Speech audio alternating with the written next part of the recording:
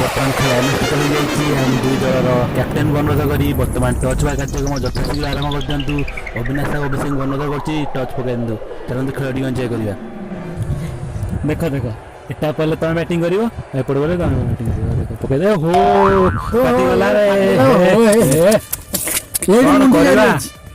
से करिया मुंडी एटा पकड़ हम पका पका मुंडी पका पका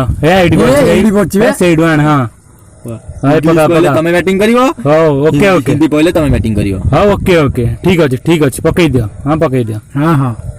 हां ठीक अछि हां पका पका हां पका भला बढ़िया एठवा संग पियोगी हां हां एडी आउ ताकू पकई दे टच पकई दा बढ़िया हो धर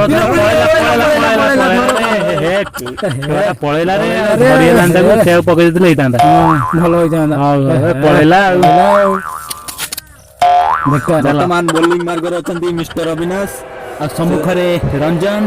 देखा जाऊ प्रथम बॉल रंजन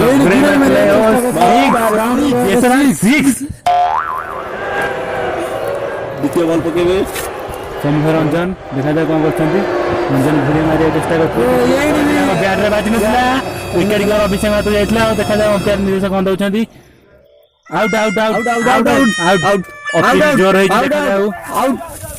अपील जोर है देखा जाऊ कोन करछंती आउट दे बागली आउट दे तू वाला 10 टका खाइछु तू तार जेलसी रिचार्ज करैछु हां हां मु देखि हां हां ठीक ठीक प्रथम तृतीय बॉल अविनाश बॉल पकेबे रंजन घुरे मारले एडी छक